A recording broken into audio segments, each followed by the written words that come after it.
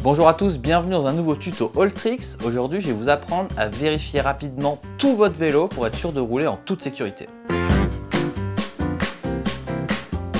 Pour vous montrer cette petite technique de vérification, on va travailler sur un DH, mais en soi, vous allez voir que ce qui compte, c'est la logique de vérification et que ça s'applique à tous les vélos. Ça marche pour les VTT, pour les vélos de route, pour les BMX, pour les vélos de ville, ça marche pour absolument tout. Avant de commencer à faire cette révision, assurez-vous que votre vélo est bien propre, car c'est beaucoup mieux et beaucoup plus efficace de travailler sur un vélo qui est propre. On va commencer par faire une petite série de vérifications avec le vélo par terre. On va tester un petit peu s'il y a du jeu dans la direction, en mettant la main sur le jeu de direction, en allant d'avant en arrière, on va vérifier s'il y a du jeu. On va également, en attrapant le cadre et la roue arrière, secouer un petit peu pour voir s'il y a des craquements ou s'il y a du jeu. On peut en profiter pour tester ces suspensions.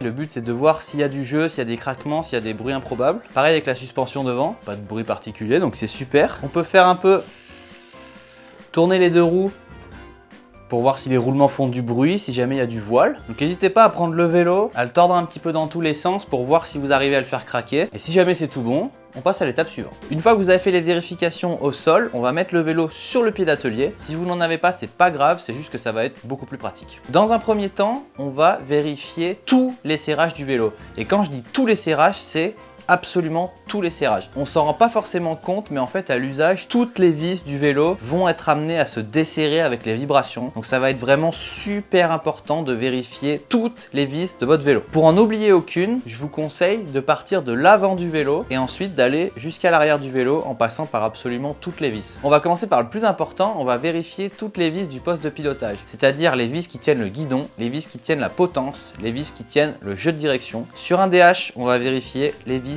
des têtes fourches. On va vérifier également le serrage des leviers de frein et du shifter. On va également vérifier le serrage des poignets. Ça paraît bête, mais les poignets parfois se desserrent et c'est vraiment un coup à se faire super mal si les poignets se desserrent quand on roule. On va maintenant descendre un petit peu. On va vérifier le serrage de la roue avant. On va vérifier également le serrage de l'étrier de frein et du disque de frein avant. Ensuite, on va venir du côté de la transmission. On va commencer par vérifier le serrage de son pédalier. On va vérifier les pédales. On va également vérifier le serrage de la selle parce que c'est pareil, une selle qui est mal serrée, ça peut vite être très dangereux. Donc on vérifie le collet de selle et l'attache de la selle en elle-même. On va maintenant aller sur l'arrière du vélo. On va vérifier le serrage du dérailleur sur le cadre, vérifier le serrage du câble sur le dérailleur. On va vérifier l'étrier de frein arrière, le disque de frein arrière et on va finir par serrer la roue arrière aussi. Si vous avez un VTT, on va maintenant serrer tous les serrages du cadre. Je vous conseille vivement d'utiliser une clé dynamométrique pour faire ça, surtout si vous avez un cadre carbone parce qu'il faut surtout pas serrer trop fort. Donc on vérifie vraiment chaque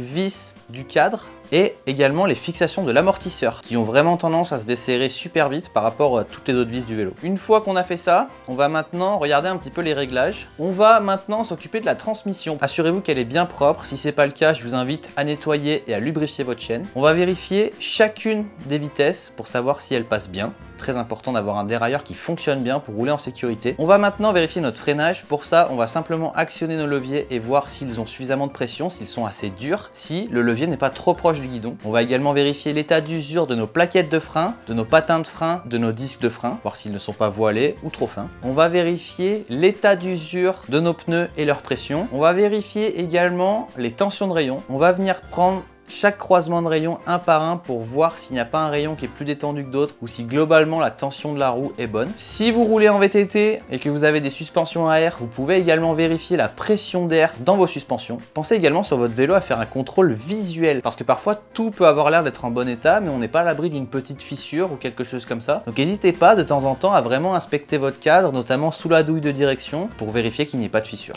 Bravo, vous connaissez maintenant tous les points à vérifier pour rouler en toute sécurité sur votre vélo. Si vous avez un doute sur la façon de faire les réglages dont je vous ai parlé, il existe un tuto pour chacun d'entre eux.